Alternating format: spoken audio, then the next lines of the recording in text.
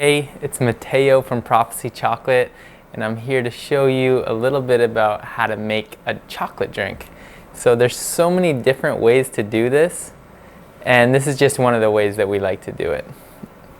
So today we're going to be making a drink of cacao, pure 100% cacao. This is a variety called chuncho that grows in the ceja de selva, in the eyebrow of the jungle of southern Peru. And we're going to mix that cacao with macambo, which is also known as pataste in Central America. And it's Theobroma bicolor. So it's actually a cousin of cacao and a really beautiful plant. This is grown by Ailey Quinteros and her family up in northern Peru near Tarapoto.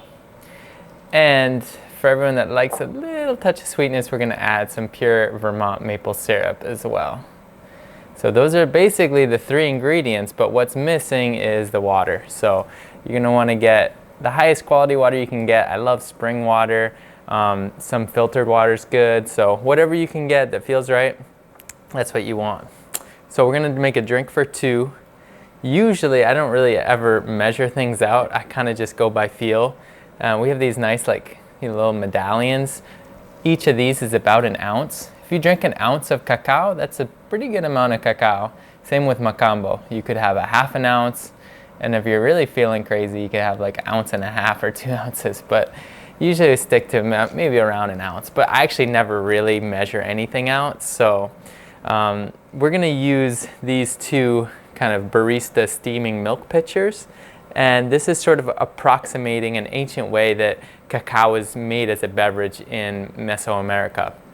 Before the Europeans arrived, there's all these beautiful photos of these women pouring the cacao. So that's kind of what we're going to do. So we'll take the cacao, and these have just been melted. You can kind of leave them in a warm room. It has to be above 90 degrees Fahrenheit to melt. So kind of in a warm oven, but you don't really want to heat it up too much. So I'll kind of just eyeball it. That seems like a good amount for a couple people. And then we'll add the macambo in too, mix it up. And traditionally, macambo, or as it's known, like I said, in Central America, pataste, was usually consumed with cacao. In Peru, where they grow a lot of macambo, they also eat it as a snack. So I can show you some of those later. Those are really delicious, used as a snack. So now we've got the two main ingredients, and we're gonna take this macambo and cacao and we'll just sort of mix it up. So it's amazing kind of marble swirl, and it'll sort of lighten the color of the cacao just a bit. Okay, now what we're gonna do is we're gonna take the water. This is really hot water, just right off the boil, and we're gonna mix a bit into the chocolate, not all of it yet. So then the next step is to kind of work through, and the cacao and the macambo are about half what they call cocoa butter or macambo butter, which is the fat content. So we're basically right now working to emulsify the fat and to mix it into a single matrix with the water. So we're kind of emulsifying it, and it's starting to get nice and thick. So I'm just going to add a little bit more water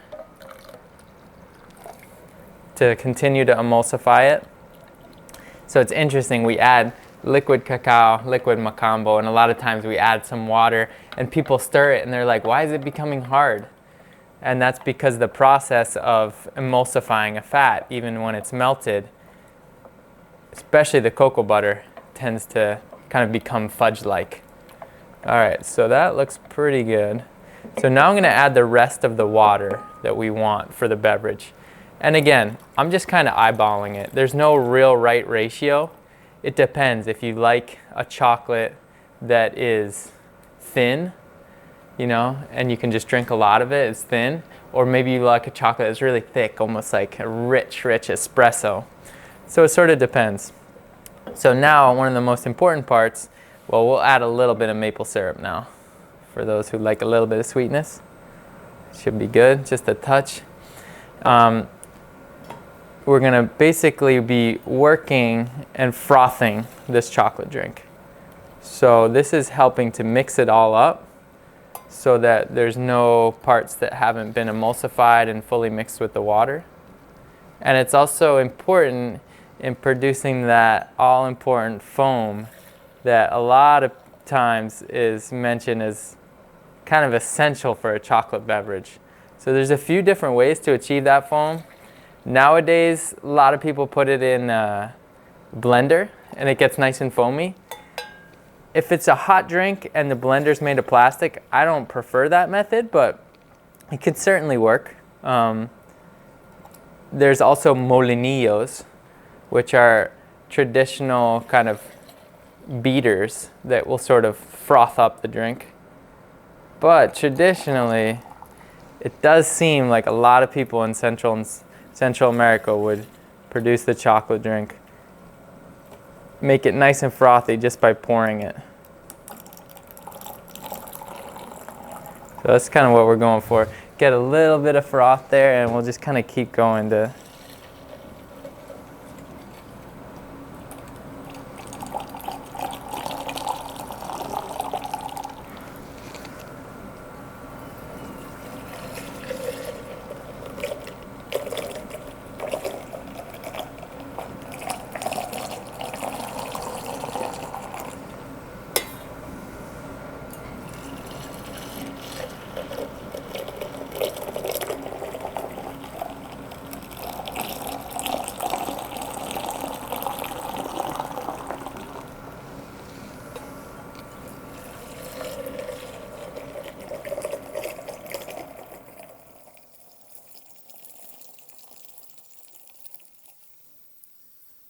So at this point we got a pretty good froth, and I think it's about time that we could serve some cacao. But it could be continually frothed for a while, so it's really up to you. And there's also kind of in some of the ancient recipes, there are some plants that'll help to make that froth even more powerful. But now the next thing to do is just to appreciate and give thanks to this beautiful cacao and this blessing that we have to live and share and enjoy beautiful moments. So thanks for joining me today, and cheers.